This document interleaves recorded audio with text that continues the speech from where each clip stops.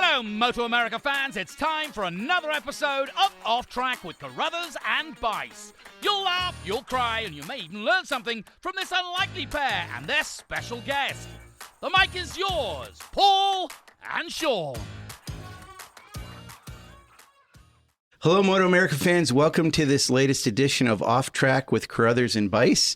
I am Bice, and I'm joined by the extremely handsome Paul Carruthers, Communications Manager for MotoAmerica. And our guest today is, well, by the way, we're at New Jersey Motorsports Park.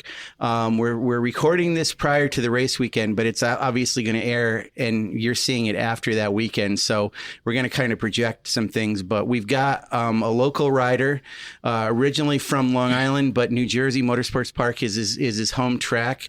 He cut his teeth in New Jersey NJ Mini Cup, I believe. It's Joseph LaMandri Jr., and we're going to talk about your name a little bit too. So anyway, welcome. Hey guys, I'm Joseph Limandri, as I said, but I just want to thank you guys for giving me this opportunity. It's sick to do it at the track.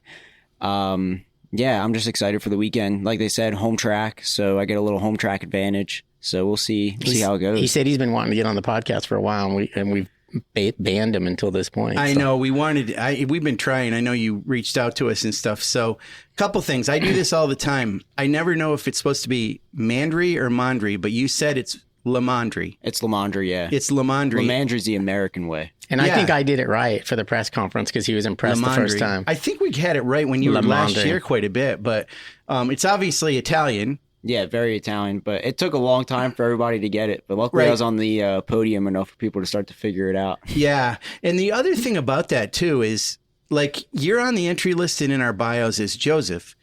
Are you Joseph or are you Joe? Joseph, Joe. I mean, on my birth certificate, Bazooka Joe is the right way to say it. Oh, well, I want to ask you about that. That was my third thing. Are you okay with that? Who came up with it? And I know where it came from, but... Well, so I'm sure you guys know who the CFE boys are, the super fans. They show up. Oh, yes. They bring life to the party, you know. But it was, I don't remember the year. It was a couple years ago. We're just sitting there, and my nickname was Fast Joe for the longest time. It's ever since I started riding. And they're like, we got to come up with a nickname for you because you're like a rocket on the track. They're like, Rocket Joe. No, that's too close to Joe Rocket. And then they're like, Bazooka Joe. And then one guy just screamed skadoosh, which is kind of my slogan now, which is, I guess that's how the rocket sounds when it comes out of the bazooka. But it was actually at Jersey when I had my first podium. I finished second. 2020 it was my first ever podium. And they came over to our pit and they had this whole skit. They came over. One guy got down on one knee with like a big water bottle, like he was holding a rocket, and screamed skadoosh, and the other guy was like standing a little far away and threw Bazooka Joe bubblegum everywhere and like jumped onto the ground. So that was pretty cool.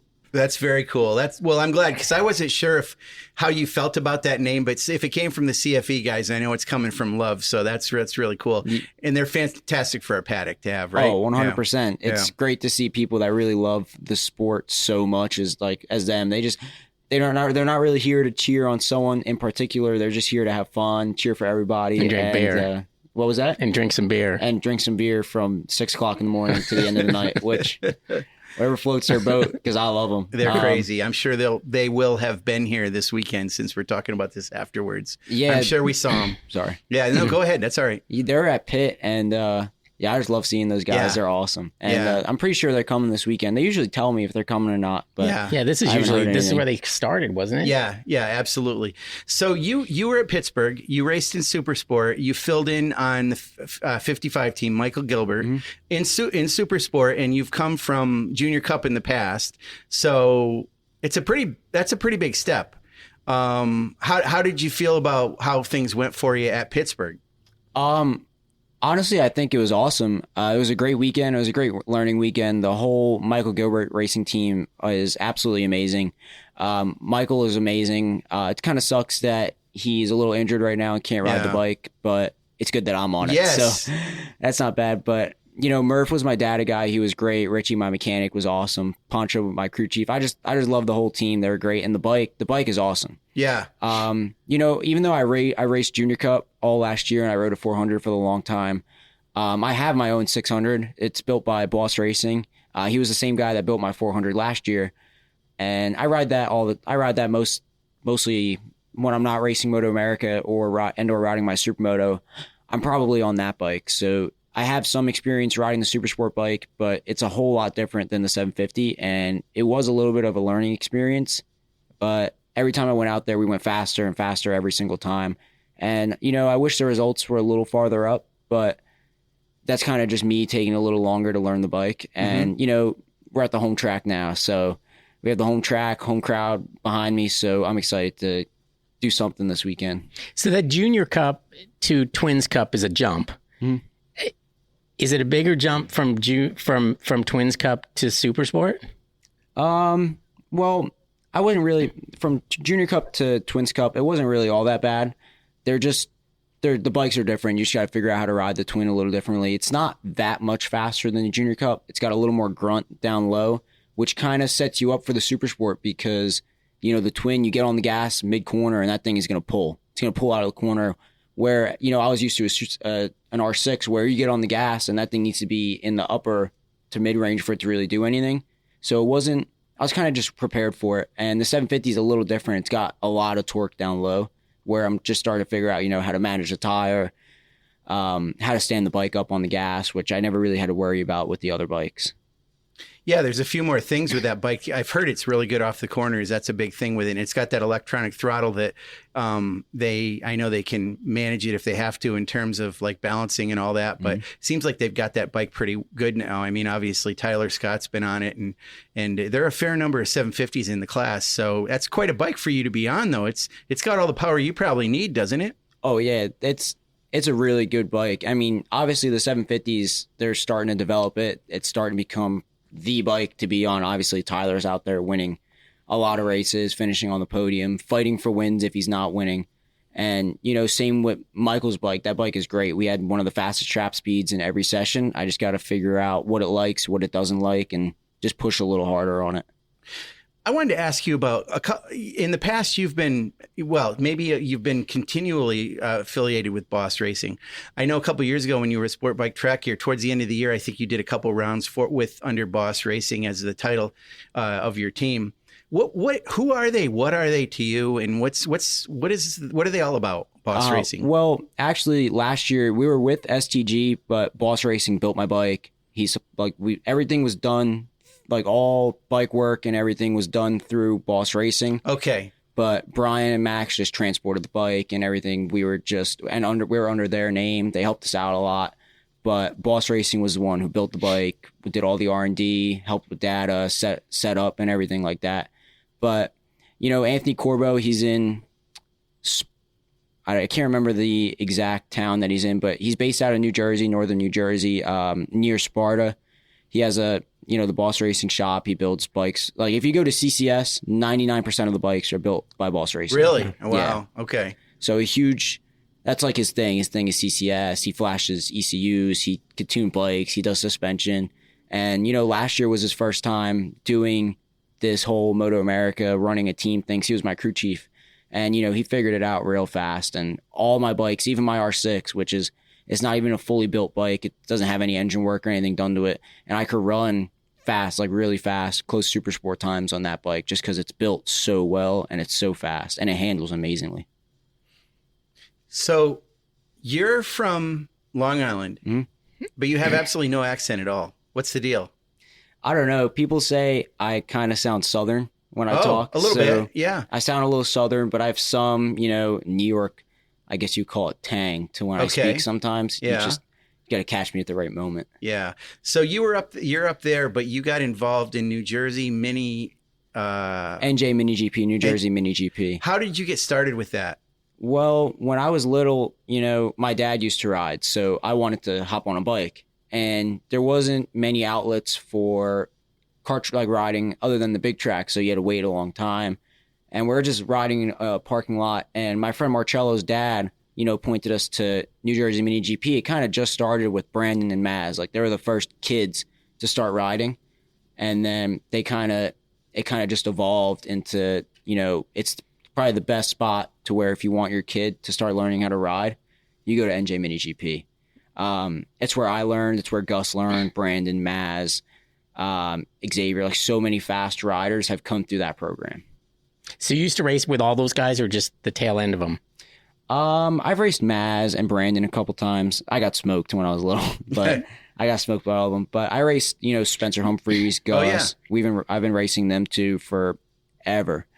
Spencer was a little later, couple years later into when me and Gus started racing. But me and Gus have been racing since I've been like 10, 11 years old. So at this particular race, when I'm at the podium, there's oftentimes I notice there's a big bunch of kids there and little leathers, and they're all from that association. Yeah, more than half of them, even a lot of them over at the Mini Cup racing this weekend. We got Josh Raymond, Nathan Betancourt, Madi Salem, a ton of really talented riders that went through that same program that I've went to and everyone else that are over there racing, fighting for wins and everything. Were you young enough to ever do that or not? I mean, was it going for when you were young, when you were that age, and were you at the podium, or did it come later? Yeah, I was. We used to do the minis at MotoAmerica, which I think we should start back up again. Like a good showcase for young talent. Just, we used to do it right in the parking lot where they, That's right. that little area where they do the stunting shows and stuff like that. Yes. That used to be the little mini GP thing. That was awesome. So I've been at MotoAmerica since I've been very young. Yeah. Wow, cool. Technically riding in air quotes. So when you're not on the track, what are you doing? Other than doing my workouts and everything, I was working at Orient Express. First off, I started working for my dad in construction. I had surgery over the off season on my knee. That's right, you did. I've been putting that off for way too long. And then right after the last round at Barber, I couldn't even walk. I had to get it. I had no choice. Like my leg would dislocate almost once or twice every week. And then at one point, it was actually the morning after the last race of the season, we were doing a track day at Barber. I dislocated my leg and I couldn't get it in until surgery. So I couldn't really walk, nothing. I was working and everything in the meantime. I worked up until the last 2 days before surgery, but it was tough. It hurt. I couldn't really bend. I couldn't do anything. Couldn't lift weights. So I had surgery. And what did they do? I had surgery. My ACL was snapped in half and it was ripped off my bone, off my femur. My MCL was super stretched, so they had to fix that. My meniscus was torn on the front and back, and my IT band was almost torn in half. That puts a running back out of commission for a couple of years, I think. Yeah. So that's pretty tough. Did it happen when you in a crash? How did you sustain it? Oh, I hate to say this. Well, we got to hear it. Let's go. I did it in front of my house on a 50 5 years ago. It was like 20. I can't remember. It was around like 5-6 years ago now. I was young. I was backing in a little 50 in front of my house and got a little too far on the back end, and the tossed me up over the bike. And, it's a little 50, so your legs. I just stuck my leg out to save myself. And wow. I popped it out of its socket and everything. Went to the hospital, got x-rays. Doctor said I was fine. Come to find out I was not fine. Yeah. And then over years of just being an idiot, crashing, riding dirt bikes, having fun, jumping off things I probably shouldn't be jumping off of. It just got worse. It just, snowballed into something that got really bad. Then I crashed at Laguna race 2 last year, and that was it. Bike landed on my leg, and I could barely walk. And every week or so, I was popping my knee out of its socket. Man, well, I'm glad you got that taken care of now. Yeah, so. I had no choice. Yeah, it sucked. It was a rough. I've broken bones. I've had surgery.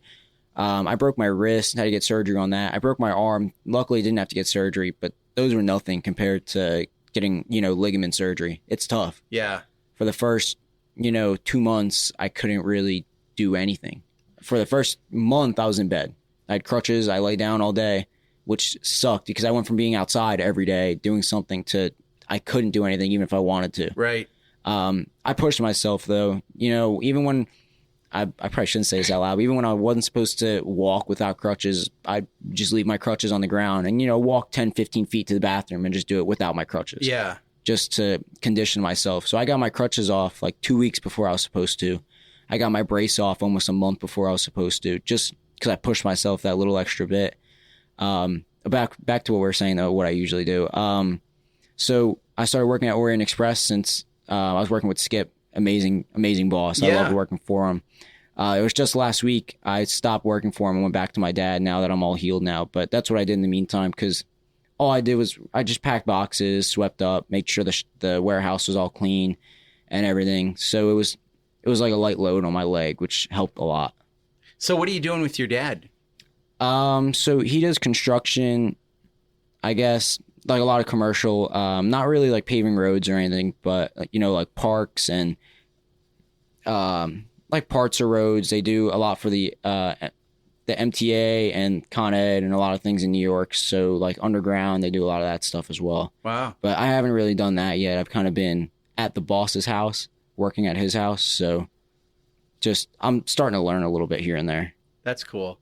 It's funny because Michael Gilbert, you probably know, I mean, he went from what he was doing with Cycle World to now he kind of took over his dad's business too. So it's interesting that you're sort of doing the same thing, following with what your dad does. So that's cool, keeping it in the family like that. Yeah, 100%. It's just good, when I have to go ride, I can go ride. Doesn't really turn into an issue. Right. If I told someone else, like, this is my schedule, they're like, oh, you're not working here. Yeah, we need somebody else right now. Yeah. So earlier in this podcast, I had a bit of a senior moment. I thought it was a couple years ago that you were in Junior Cup and then you went to Twins Cup. But that was all. You were in Junior Cup last year. Mm-hmm. And then you started out in Twins Cup this year. And you're doing some Supersport at the end of the season. Next year, Supersport for sure? We're still looking for support for next season. We have some things lined up, nothing set in stone. It's just like, thoughts being thrown around. We're just trying to figure out how we can get the funds to get it done. But honestly, I'm open for anything. Twins Cup's an amazing class. Yeah, Supersport is a great class. Yes. Twins Cup could set you up for a lot of things, same as Supersport can as well. It's stacked with a really talented field of riders, and that's really what I'm looking for. Right. I just want to go into a class where I know it's going to be tough. I know it's going to be hard. The riders are going to be fast, and I can go out there and I can learn and get faster and get better. Good plan. Yeah, I mean, for sure. And I mean, it's good that we have Twins Cup to, because sometimes it's a nice intermediary before going from Junior Cup to Supersport. That's pretty tough, but Twins Cup's at least a little bit of an in-between thing for you. What about a leader bike? I've ridden a 1000, just spun like a couple sessions on at a track day, but I'm sure I could figure it out. But you've got a few years ahead of you, and obviously you're still young, so that'll come at some point, I'm sure. So yeah. It's good that you continue to do what you're doing with down at this track. And you mentioned some of the mini cup riders. Do you work with them a little bit to help them out? A lot of them are just as fast as me, so I don't really know. There's not much. What are you going to tell them? There's not much coaching to do. They're going to be like, I can keep up with you though. But no, I help them out here and there. I have a lot of riding experience. I've been racing for a very long time. I've raced against a lot of fast riders, so I have just a little edge over a lot of the little kids who can put down really fast times. But, I can, just some of them, I help them sharpen up a couple things here and there. Like, here you should, just throw an example. I was riding with one of the kids that are racing this weekend, Josh, at the kart track, the Liberator kart track, which I think they're racing on this weekend. And I told him, this section here, just give up a little bit here so you can gain another 3/10 on the exit of this corner. Just little things like that they will learn over time with racing and riding other tracks and racing other bikes, just stuff like that. But it's all little nitpicking stuff. Nothing like, oh, you have to change this. There's none of that. They're all really fast and they all had really good coaching through the mini GP program.